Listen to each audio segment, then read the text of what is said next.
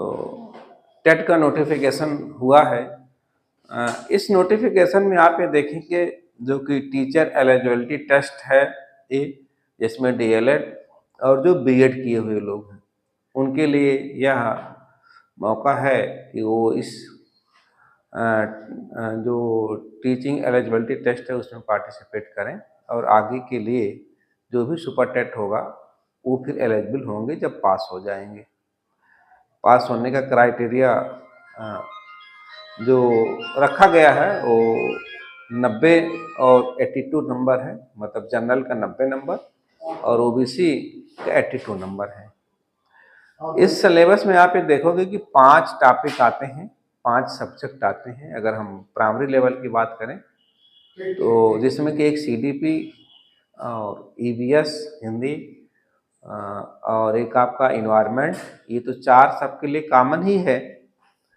एक ऑप्शनल है कि इंग्लिश या संस्कृत में से आप कोई चूज करेंगे।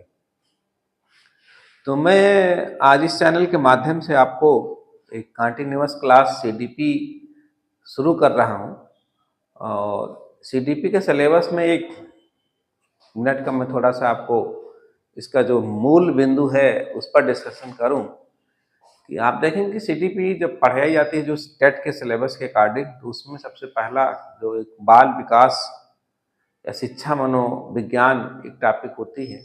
सबसे पहले हम लोग क्या करते हैं, इसमें शिक्षा मनोविज्ञान ये टॉपिक होती है, इसको पढ़ते हैं।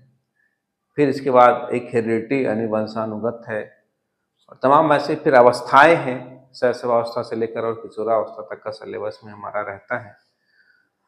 ताकि बाकी मोटिवेशन है, इमोशनल डेवलपमेंट है ना, लर्निंग थ्योरी है, लैंग्वेज डेवलपमेंट है, ये सब कुछ चैप्टर्स ऐसे हैं जो बड़े इम्पॉर्टेंस है। बुद्धि है ना, इस पर हम लोग डिस्कशन करते हैं।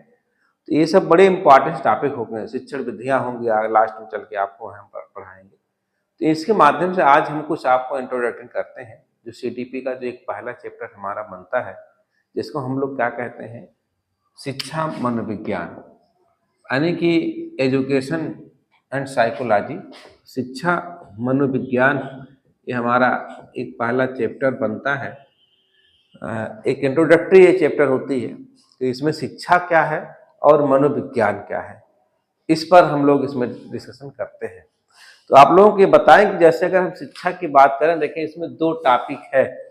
एक टॉपिक आप क्या है, इसमें आपका शिक्षा है और एक टॉपिक क्या है, मनोविज्ञान है, यानी कि साइकोलॉजी। एजुकेशन मतलब शिक्षा को